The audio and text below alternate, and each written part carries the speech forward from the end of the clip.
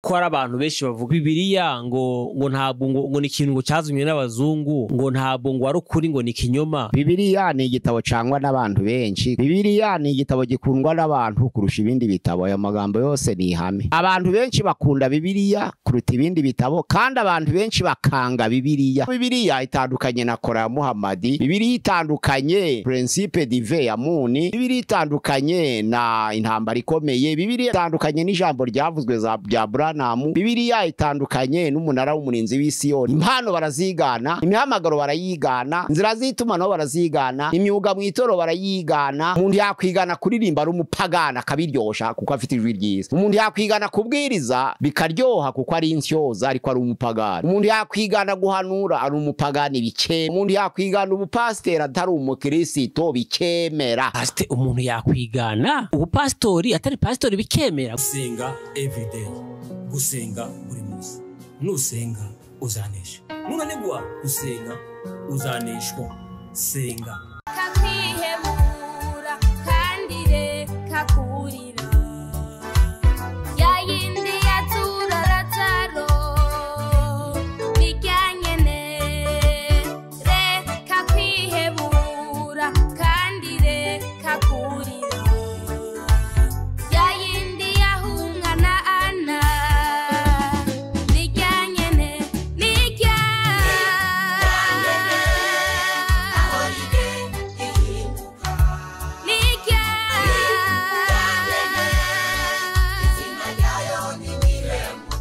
Reka ngusuhuze inshuti ya Gusenga Everyday, nizere ko mumeze neza mu bisanzwe. Muri kumwe na Jimana Kiza Edouard, abari mu Rwanda, Shalom, abari mu Burundi, abari muri Afrika mwese mwumva ikinyarwanda, ikirundi, ikinyamurenge n'ikinyabwisha, turabasuhuje tubabwira ngo turakunda ni Gusenga Everyday. Abari ku mugabane wa Aziya, Shalom, abari ku mugabane wa Amerika, Shalom, abari ku mugabane w'Uburayi, Shalom, ku mugabane wa Oceania, Shalom, ku kamera za Gusenga Everyday. Turi kumwe na Dr. Revera Pasiteri Mpeyazi Biregura. Dr. Shalom shalom. Amakuru yanyu? Shalom shalom. Pasiteri, mwatangira musuhuza abantu kandi munasenga Imana. Ni karibu kuri channel ya Gusenga Everyday. Imana duhana umugisha. Murakoze. Urakoze Mana kuba hafi yacu. Urakoze gutangirana natwe. Urakoze mu kiganiro tugiye gusangiza bene data. Urakoze mu ijambo ryawe. Umwana w'umuntu ntazatungwa n'imitsima gusa, ahubwo azatungwa n'ijambo turuka mu kanwa k'Uwiteka. Ni wowe wenyine wabyivugiye. Turagushimiye kuremera ko ijambo ryawe rigera ku bantu bose rikababara inyota, kandi abari mu migabane itandukanye no mu bihugu bitandukanye bakabasha gufashwa naryo mu izina rya Yesu. Amena. Urakoze Pasiteri. Nk'umuntu nka Dogiteri, ese ko ari abantu benshi bavuga ngo Bibiliya ngo ntabwo ngo ni ikintu ngo cyazumye n'abazungu ngo ntabwo ngo ari ukuri ngo ni kinyoma, nka Dogiteri nk'umuntu yize theology urabivuga hiki? Bibiliya ni igitabo cangwa n'abantu benshi kurusha ibindi bitabo. Bibiliya ni igitabo gikundwa n'abantu kurusha ibindi bitabo. Ayo magambo yose ni ihame. Abantu benshi bakunda Bibiliya kuruta ibindi bitabo kandi abantu benshi bakanga Bibiliya kuruta ibindi bitabo. Abo banga Bibiliya kurusha ibindi bitabo ni bavuga ngo ni ibihimbano by'abantu, ariko ijambo ry'Imana rirangwa no kudahinduka kwaryo. Ibindi bitabo barabisomye barabirangiza, kandi Bibiliya imbaraga yatangiranye nk'uko ijambo ry'Imana banga ibyanditswe byera byose byahumetswe n'Imana, ni ibyahumetswe n'Imana nyine, bidahinduka, bitavuguruzwa. Imana ihumekera no mu bantu mu buryo butandukanye, kuko abantu bashobora kubwiriza umurongo umwe wa Bibiliya ari 100, buri wese agatanga ubutumwa bwiza bukiza kandi batavuze bimwe, kubera impumeko y'Imana ni ngari kuruta abantu. Icyavuye mu kanwa k'Uwiteka rero kiruta abantu, kirenze isi. Nizo mpamvu ubona abantu baja gusoma aho wasonye ubwawe ugasanga nibisha, ibyo wasobanuye ubwawe ugasanga baguhaye ibindi bitari byo, nundi hasomye akaguha ibisha bitari byo. Nuko ijambo ry'Imana ryahumetswe nayo riruta ibitabo byose, ntabwo ari ibihimbano by'abantu. Yaba ari ibihimbano by'abantu, hari ibitabo byanditswe n'abantu byinshi cyane bagiye barabisoma bakabirangiza. Rero Bibiliya itandukanye na Kora ya Muhammadi. Bibiliya itandukanye na Principe Divin ya Muni.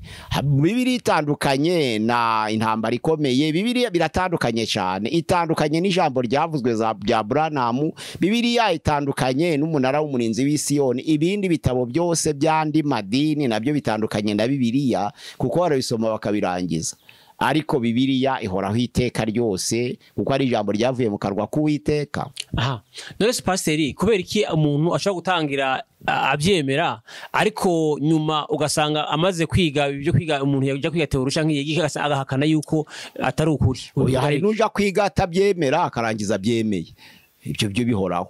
Intambara hagati y'ikibi n'icyiza irahari. Hari abaja kwiga bemera Imana iherezo bakayihakana, hari n'abaja kwiga batemera Imana bagiye kugenzura noneho ikabemeza.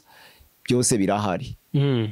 None se pasiteri, kubera iki iyo umuntu usanga umuntu yatangiye yinjiye mu gakiza atangira atinya Imana, ariko uko agenda azamuka mu nzego agenda asubira inyuma mu buryo bwo mu mwuka? N'impamvu oya, Bibiliya yemera ko n'abinjira mu gakiza batinyuka Imana bakazasoza bayitinya.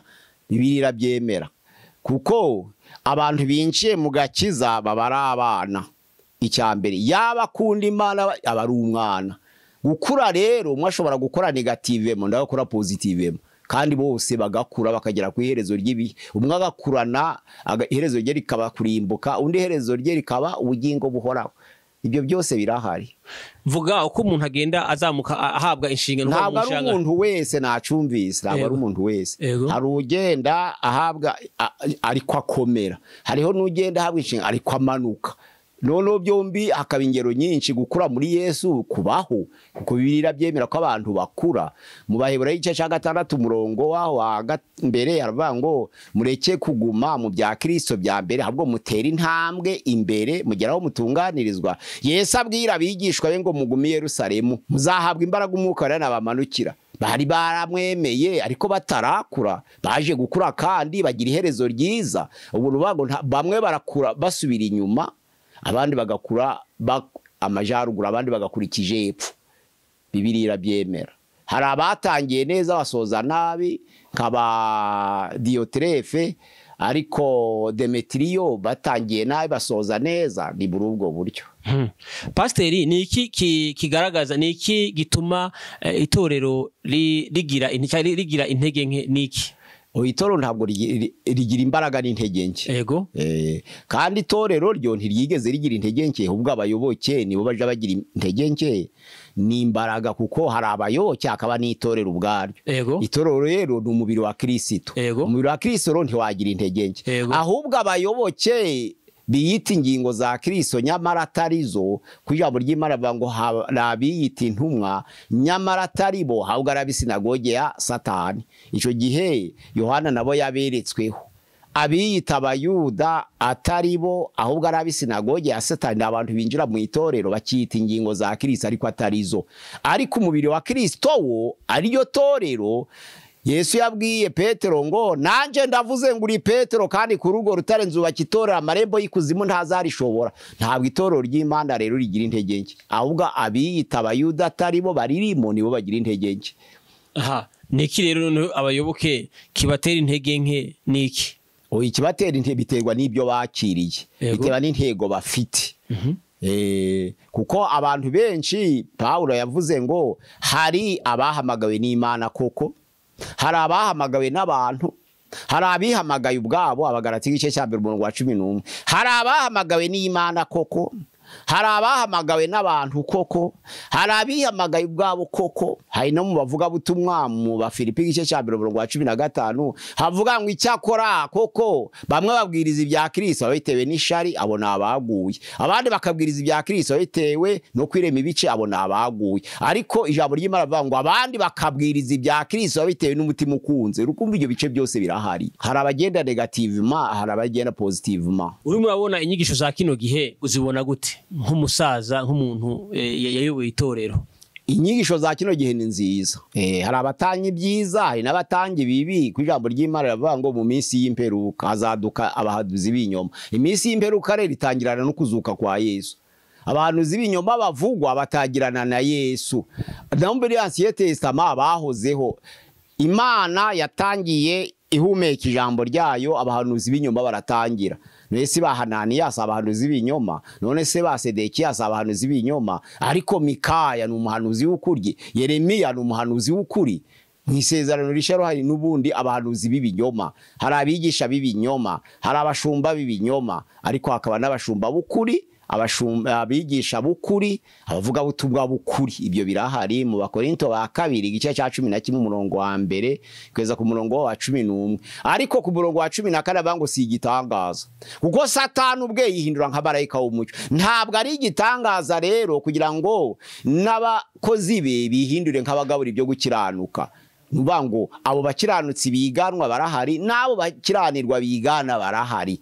Abakozi ba Satani bihindura nk'abagabura ibyo gukiranuka ngo ari kwerezo ryabo rizabatandukanya. Urumva niba hazaba gutandukana umwana w'umuntu arobanura intama mu ihere, nubango buri gice kigendana n'abacu, igice kikagendana n'abacu. Pastor ubushize watubwiye ko hari inyigisho, hari uburozi. Uburozi ntabwo bwagaragara muri iki gihe mu bayoboke. Uyu burozi bwo ni inyigisho ziyobya nyine, nibyo bita uburozi. Mu yandi magambo babyita inzoga, nko mu Byahishuwe igice cyaho ca 17 umurongo wa mbere haravuga ngo umwe muri ba marayika barindwi bari bafite za nzabya rwi arambwira ati ngwino nkwereke maraya iteka azacirwaho. Yicara ku mazi menshi niwe asabanaga n'abami bisi, abami bisi bagasinda inzoga aribwo busanga bagimye. Izo nyigisho z'ibinyoma zirahari. Na Timoteyo ya mbere 4 umurongo wa mbere kugeza ku wa 5 bavangwa abigisha b'ibinyoma bazaduka bigisha kubuzanya ibyo kurya Imana yaremye kugira ngo abera babirye bashima. Nubango hari byinshi batondaguye aho ngaho biranga bigisha b'ibinyoma ko bahari kandi bahozeho. Paseri, ni gute twamenya abigisha b'ukuri n'abanyabinyoma? Muri Matayo 7 umurongo wa 20 haravuga ngo tuzabenyera ku mbuto zabo, nta kindi. Naye ibitangaza byo mu mpande zose birakorwa, kuko Satani ni umwuka. Ibitangaza ingabo za Satani zirabikora, ibitangaza aba Yesu barabikora, ariko ngo tukazabamenyera ku mbuto zabo, kwa ba Satani bakora ibitangaza ariko batagira imbuto. Nanizo mpako ku murongo wa 22 avuga ngo benshi bazambaza kuri uwo munsi bati mwami ntitwanuraga mu izina ryawe, ntitwirukanaga abadayimoni mu izina ryawe, ntitwakoraga ibitangaza byinshi mu izina ryawe. Ngo nibwo nzaberurira nti mumva imbere mwa nkozi z'ibibi mwe, ntabwo nigeze kubamenya. Ibyo bisobanura ngo abadayimoni nabo bakora ibitangaza, n'abakozi b'Imana bagakora ibitangaza, ariko iherezo ryabo rikazahwada n'imirimo yabo. Ariko abari mu mubiri barangwa n'imbuto zabo. Ko nta muntu wigana imbuto. Impano barazigana, imihamagaro barayigana, inzira z'itumanaho barazigana, imyuga mu itoro barayigana, ariko nta wigana imbuto. Umuntu yakwigana kuririmba ari umupagana akabiryosha kuko afite ijwi ryiza. Umuntu yakwigana kubwiriza bikaryoha kuko ari insyoza ariko ari umupagani. Umuntu yakwigana guhanura ari umupagani bikemera nka Hananiya. Umuntu yakwigana ndetse no kuba umuvuga butumwa. Umuntu yakwigana ubupasiteri atari umukristo bikemera, ariko nta muntu wigeze wigana imbuto z'umwuka. Pastor, umuntu yakwigana ubupastori atari pastori bikemera gute? Biremera nyine ko abantu bareba inyuma, ntabwo ninde se ufite ubushobozi bwo kureba imbere. Ijambo ry'Imana riravuga ngo ukubabazwa kwacu kw'igihwayihwayi kwa kanya ka none kwiyongeraniriza hamwe kuturemera ubwiza bw'iteka byose rudashira. Ntabwo rero abamenye Imana bareba kubiboneka, bareba kubitaboneka. Ariko ni bangahe bashobora kureba kubitaboneka ngo bamenye ko uwo muntu ari umukozi w'Imana? Ni bande? Imana yonyine ni ishobora kureba kubitaboneka, ariko abayo nabo bareba kubitaboneka ni bake. Ariko abenshi bareba kubiboneka. Iyo yambaye neza akaba ari mwivatiriye, icyo yavuga cyose baracakira. Iyo atanga imfashanyo atari umukristo, icyo avuga cyose baracakira. Kuko utanga imfashanyo atari umukristo, iyo avuze ijambo ry'Imana baryemera kuruta umukristo utanga ijambo ry'Imana adafite icyo gufashisha abandi. Narizo mpamvu materialisme yagize imbaraga, nuko ufite icyo guha abandi, ibyo avuze byose barabyemera. Byabi bya gipagani barabyemera. Ubu nizo mpamvu rero usanga nyine kwigana bihoraho. Urakoze Pastor. Pastor, tugarutse cya kibazo ca mbere nkubajije ko abantu baravuga bati ibi Bibiliya mutubwira na amateka ya Isirayeli. Gute amateka ya Isirayeli ahinduka ijambo ry'Imana. oya ntabwo ari amateka ya Isirayeli wavuze atyo yarabeshe, ntabwo abizi. Ntabwo abizi 30 itangiro 32 umurongo wa 23 kugeza 28 havuga igihe izina Isirayeli ryaziye. Kuvuga rero ngo na amateka ya Isirayeli harimo n'abatarabi Isirayeli. Yego. Isirayeli batangira kuri Yakobo. Yakobo se yari wakangahe kuri Adamu. Nowa yari wa 10 kuri Adamu, Aburahamu yari wa 20 kuri Adamu. Aburahamu abyara Isaka, Isaka byara Yakobo. Izina no kuri 20 nubango niba yari wa kabiri na Isaka yari wa kabiri kuri Aburahamu, Yakobo akaba wa gatatu, abaye wa 23 kuva kuri Adamu. Nubango kuva kuri Adamu kugeza kuri Yakobo hari ibisekuru 23. None se niba ariho haje Isirayeli niho Bibiliya ibaye, kandi tubwira kurema kwa Edeni ni ijambo ryahumetswe mu kanwa kw'Imana tubwira iyi amateka y'Imana no nihishurirwa ryayo kuva ku kuremwa kw'isi. Baravuga bati rero ibi bintu abazungu ni ibintu batuzaniye, ati kera twari dufite Imana twasenga, tarangije abazungu batuzanira Imana yabo ariyo baza kutwigisha. Ntabwo Adamu yari umuzungu, Adamu yari umuntu. Ibyo gutandukanya amabara byatkomotse ku munara w'Ibabeli, batatanye bamwe baja mu gice gikonje abandi gice gishushe, haboneka amabara. Satani nawe yaremera kugira ngo abantu be kwitwa bamwe, hahore haba amacakubiri hagati y'abantu, ariko ntabwo Adamu yari umuzungu, Adamu yari umuntu. Pasiteri urakoze cyane. Ese pasiteri niki kiranga umuntu ugomba guhabwa inshingano za pasiteri? Niki Pawulo yabere cyangwa Bibiliya ibivugaho? Ubundi ubupasiteri ni umuhamagaro. Yego. Na ingingo Pawulo yatanze ni iz'abashaka kuba abapasiteri. Hari umuntu ukwiye kuba pasiteri. Yego. Hari n'ushaka kuba pasiteri, abantu baratandukanye. Yego. Rero abakwiye kuba abapasiteri agomba guhamagarwa n'Imana ubwayo. Kuko Pawulo yisha abantu benshi cyane atarahinduka, ariko amaze guhinduka akora umurimo w'Imana cyane kurusha izindi ntumwa. Bigaragara ko yarahamagawe n'Imana, kandi ntabwo Imana yamusanze ari mu rusengero cyangwa aje ku rusengero. Imana yamusanze agiye i Damasiko, kandi umugambi wari mu mutima wa Pawulo wari mubi, ntungufata abantu i Damasiko, abagabo n'abagore abagana inzira y'Imana akabazana i Yerusalemu kugira ngo bicwe. Ibyo nibyo bitekerezo yari bimwuzuye, ariko umuco umutunguye arahinduka, ahindukira mu nzira, ntabwo ahindukiye ku rusengero. Uwo yarahamagawe n'Imana. Ariko amaze guhamagarwa n'Imana, akoze umurimo w'Imana, aravuga ati noneho ruri umuntu ushaka kuyobora itorero. Yego. Simvuze uhamagawe, kuko uhamagawe Imana imubwira ibyo azakora. Nanizo mpamaze kwikubita hasi, Imana aramubwiye ngo haguruka uje mu murwa nzakubwira ibyo uzakora. Nubango Imana yiguhamagaye ni ikubwira ibyo ukora. Ariko iyo ubishaka noneho Bibiliya ivuga ibyo ugomba kuzuza. Biratandukanye rero. Ibyo ugomba kuzuza ibyo dushaka none. Ibyo ugomba kuzuza uwo muntu bishaka, abantu babwirwa n'iki ko ari umukristo. Kuko gushaka bitandukanye no guhamagarwa. Baravuze rero ngo agomba kuba ari inyangamugayo. Agomba kuba agira gahunda mu buzima bwe. Agomba kuba ari umugabo w'umugore umwe. Agomba kuba adakunda inzoga. Agomba kuba adakunda amafaranga. Agomba kuba ashobora kuyobora mu rugo rwe kugira ngo abashe gutoza itorero ry'Imana inzira nziza. Agomba kuba atamenyereye kurwana. Agomba kuba atari uwihannye vuba. Agomba kuba ni byinshi, hariho kuba barana abo Pawulo yavuze ngo abifuje. Barabifuje rero barimo imigabane 3. Hariho uwifuje kubwishari, hari uwifuje kuko ashaka kwirema ibice, hariho n'uwifuje kuko afite ishaka ry'umurimo w'Imana. Ako gace k'umurimo w'Imana rero bazakora neza, ariko barabifuje kuko kwirema ibice bazakora nabi. Barabifuje kubwo ishari bazakora nabi, kandi nabo bazabihabwa. Abifuje icubahiro nabo, abo bifuje nyine ni icubahiro, nuvuga ngo akomerwa amasha. Abo bifuje bazakora nabi. Abo babikoreye kwirema ibice bazakora nabi, ariko ababikoze kubwo umugambi w'Imana bazakora neza, kuko birahari, kuko ari 3 barahari. None pasiteri nk'umushumba, umuntu abana bananiye wamusengera ku pastori? Umuntu abana bananiye ni kimwe n'ukunda amafaranga, ni kimwe n'ukunda inzoga, ni kimwe utagira gahunda mu buzima bwe ni kimwe n'utari inyangamugayo, ni kimwe n'utari umugabo w'umugore umwe, ni kimwe ni byinshi, ni kimwe n'uwihannye vuba uwo nawe ntakwiye, ni kimwe n'ukunda kurwana umurwanyi umunyarukoni nawe ntakwiye.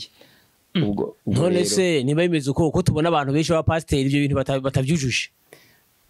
Ntibabyujije nyine, nizo mpamvu ari uko bashatse, ntabwo ari uko bahamagawe. Iyo bahamagarwa bari kubyuza, ariko kuko bahagiyemo babishaka nyine habayemo ibyo bice uko ari bitatu. Iyo byo bice bitatu byaje kuboneka kubera hari abashatse, ari abashatse. Ni ukuvuga ngo hari abashatse uwifuje. Ariko ubundi mu mategeko mu bantu batanga inshingano ntabwo bagomba guha inshingano ku muntu yifuje ibyo bintu. Uya Paulo arabyemera. Yego. Kuko ngo mu bifuje hari n'ukundi Imana. Yego. Bati bari ibintu by'Imana iyo biri kwangirika ndababara, kuko Nehemiya yasengaga bamubwiye, ntabwo yasengaga Imana imuhishuriye. Yego. Oya, yasengaga bamubwiye uko hameze, ntabwo yasenze kuko Imana ibimubwiye. Paulo aravuga ati nubyifuje azabitunganya. Yego. Ubyifuje ubyifuje abanza ariko abyuzuza ibyo bintu babone ko izo nshingano abitunganye. Niba nabyigiyemo kubwo kwifuza abitunganye. Uwahamagawe ayoborwa n'Imana bigomba gutungana byanze bikunze. Ntabwo byashoboka ibintu bitabyujuje no rukunda amafaranga wazareka kuyakunda pasiteri, ahubwo yagezemo uzayibaho. Nibyo ndi kuvuga ngo ibyo bice birahari ko ari bitatu. Hari igice cy'ababyifuje kubwishari, hari igice cy'ababyifuje kubwo kwirema ibice, hari igice cy'ababyifuje kubwishaka ry'umurimo w'Imana. Ko dufite abantu benshi babyifuje mu buryo butari bwo. Oya, n'ababyifuje mu buryo buri bwo. Bwa positif. Ariko ni baki. Oya, ntabwo twababazi kuko kwisara abantu benshi urumva ko kwangiriza umurimo w'Imana ibyo bikunze kuba mu birabura, ariko mu bazungu siko biri. No mu bazungu. Oya, ababyifuza benshi bari ku mugambi mwiza kuko badakennye. Iwacu babyifuza kubw'umugambi mubi kuko benshi bakennye. Ariko mu bazungu uwifuje kuyobora umurimo w'Imana kenshi aba ari uwishoboye. Urumva ntibihwanye rero no kwinjira mu itorero ugiye kubeshwaho naryo, kuko inzira Yesu yahamagayemo intumwa nuko basize imirimo bakaza mu itorero. Ariko uyu munsi none abantu bari kuza mu itorero baje gushakamo imirimo, urumva abantu bazakora mu buryo bitandukanye. Benshi baza mu itorero kugira ngo babone imirimo. Abo rero abo bazangiriza byanze bikunze. Ubundi pasiteri tukiraho, ninde wemerewe kuja kwiga teoloji? Ese umukristo wese yemerewe kuja kwiga teoloji? Wese apfa kuba iyo yujuje kondisiyo y'ubukristo arabyemerewe kwiga teoloji, arabyemerewe. Kuyobora ni ikindi, ariko kubyiga biremewe ku muntu wese. Umuririmbyi aririmba agomba kwiga teoloji, umudiyakoni agomba kwiga teoloji, umuvugabutumwa agomba kwiga teoloji, umubwiriza butumwa gwe kwiga teoloji, pastor agomba kwiga teoloji, intumwa igomba kwiga teoloji, umuhanuzi agomba kwiga teoloji, umwigisha agomba kwiga teoloji. Ibyiciro byose bikorerwa n'amatsinda mu itorero bigomba kwiga teoloji, ariko bose ntibakwiriye kuba abashumba. Pastor, ko ushobora kuja kwiga teoloji utarakura mu gakiza ahubwo ugahitugwa. Ko tubona benshi bagiye kuvyiga bagahita bangirika kandi kare bari bameze neza. Abo nibo wabonye, hari n'abagiyemo bakijijwe barakura. Ko teoloji rabakuza ibigaze ku rwego, hari benshi bakujijwe na teoloji, hari n'abagushijwe nayo. None se ko tubona mu yandi makominote hari abantu bohereza kwiga teoloji kuko babona ko bakwiriye, bagenzura babona ati aba bantu hageze igihe cyo kwiga. Oya, bagenzurwa n'abantu, ntabwo bagenzurwa n'Imana. Ntabwo ari Imana mvuga n'abantu. Hari uw'Imana yihamagarira ikanarimwoherezamo. Uw'Imana yihamagarire rero ibizi icyo azakora, ariko aba batoranwa n'abantu ni amarangamutima. Akenshi ntabwo bamenya umugambi w'Imana kuri abo bantu, ariko nabyo ntabwo ari bibi. Agiye kwiga teoloji nashaka umupagani bizamuheshe kumenya Imana nabyo. Ko tubona pasiteri mu bantu, mbona abantu benshi mu bantu bize teoloji, benshi usanga benshi bahita bahinduka benshi suba ubazi kuva ryari uruwa ryari.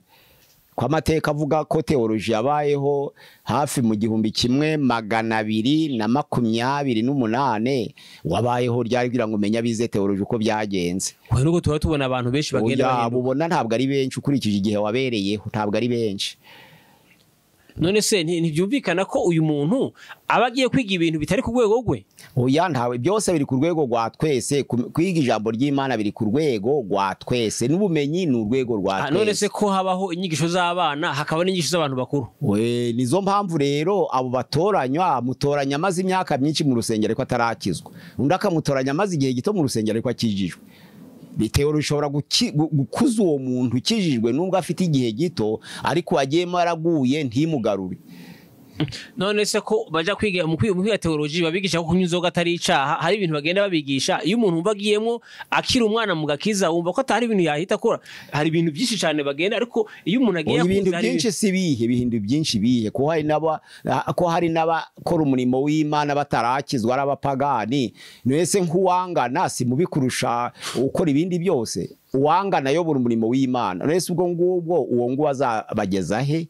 Niba yobora itorero akaba yangana n'abantu, niba abapasiteri babiri bangana batumvikana kandi abari itorero sabo kurijana kurimbuka se nta kindi.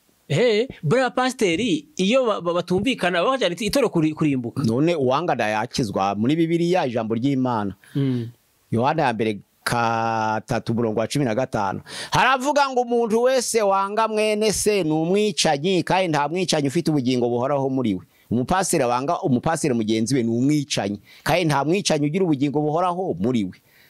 Umuvuga butumwa wanga mugenzi we ni umwicanyi kandi nta mwicanyi ufite ubugingo buhoraho muri we. Intumwa yanga mugenzi wayo w'intumwa ntabwo azarokoka kuko nta mwicanyi ugira ubugingo buhoraho muri we. Uwangana wese rero ni umwicanyi.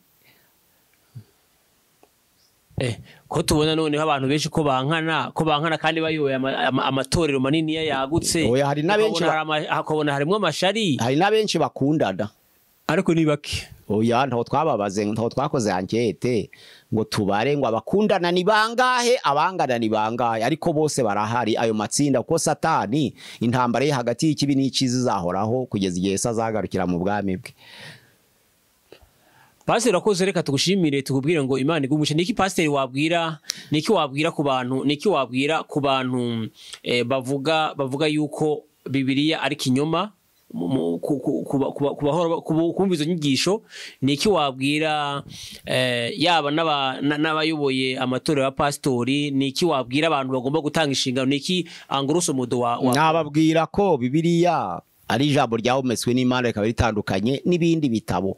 Rikura abantu mu byaha, rirarokora, rifite imbaraga, ni inyundo imena urutare, ni inkota isyaye kurita inkota zose, ni imbuto itabora mu mutima w'umuntu, ni umutsima w'ubugingo. Urumva rero ijambo ry'Imana ritandukanye n'ibindi bitabo. Nta kindi gitabo cakubera imbuto itabora baragisoma kigashira bakagitwika. Nta kindi gitabo cakubera inyundo imena urutare kuko nta cahindura umugome uretse ijambo ry'Imana. Nta kindi gitabo cakumurikira ngo kubera itabaza rimurikira ibirenge by'inzira unyuramo uretse ijambo ry'Imana. Tugomba kwemera nk'ibyahumetswe nayo, kandi n'iby'Imana nabyo ntabwo tubisobanura ku bwacu, ahubwo ijambo ry'Imana muri Petero wa 2 igice cyaho ca mbere umurongo wa 19 kugera kuri 21 usomye ku murongo wa 21 ntabwo ubuhanuzi busobanurwa uko umuntu yishakiye, ahubwo abavugaga iby'Imana babaga bashorewe n'umwuka wayo wera. Nta kindi gitabo kigira umwuka wera rero kuko Bibiliya nayo ni umwuka. Yohana 6:63 ijambo ry'Imana burya ni wo mwuka. Nizo mpamvu nta kindi gitabo wavuga ngo histoire ni wo mwuka, geography ni wo mwuka, mathematique ni wo mwuka, biragenda bigashira. Kandi nta handi haboneka ubugingo buhoraho uretse mu ijambo ry'Imana, ko kwizera kuva ku byo twumva, kandi ibyo twumva ntabwo biva muri mathematique, ntabwo biva muri historia, ntabwo biva muri science na tele, biva mu ijambo rya Kristo. N'Abaroma 10:17 ijambo ry'Imana rurita byose, ntabwo ari ibihimbano by'abantu ko ryabayeho abantu batarabaho. Ego ikindi nkubwiye ngo niki wabwira ku bantu bayoboye amatorero canke ku bantu bazatanga inshingano? Ni inama nk'iwabwira canke niki wabwira n'abakirisitu? Oya Yesu nabasubiza nkuko Yesu yavuze. Matayo 13:24 kugeza 30 mubareke bakorane. Abapagani b'abapasiteri mubareke bakore, Imana niyibizi. Abapakirisi abizera Imana bakijijwe b'abapasiteri mubareke bakore. kuko ibyo bice byombi bigomba kuhaba. Kandi Yesu yaravuze ngo mureke urukungu rukorane n'amasaka, kuko kuyungurana uko Uwiteka kandi kurahari. Niba rero umuntu ayobora itorero ntukamugaye, kuko muri ibyo binyoma hashobora kuvamo iciza. Nta kintu Imana itabasha guhindura. Pawulo aravuga mu Baroma igice cyaho ca 3:7 ngo niba ibinyoma byanje bishobora gutuma izina ry'Imana rimenyekana bikayihesha icubahiro, mumfatira iki nk'umunyabyaha? Uwo nguwo ubwiriza ubutumwa bwiza ari umupagani, bishobora kugira abo bizana, noneho muri bya binyoma hakavamo iciza bakazakorera kurimbuka, ariko akagira barokora. Mubareke bakorane, urukungu rukorane n'amasaka, igihe cyo kuyungurura kizagera. Yesu aravuze ngo mubireke bikurane mbese. Urakoze pastor, reka tugushimire, sinzi ko ari ikindi wakongeraho. Kuri channel ya gusenga everyday ni 078 669 662 kuri channel ya gusenga everyday. Murakoze, Imana iduhane umugisha, amen. Murakoze cyane, reka tubabwire ngo igarura ubutaha. Shalom shalom. Shalom. Gusenga everyday, gusenga buri munsi. Nusenga uzanesha. Nunanigwa gusenga uzaneshwa. Senga.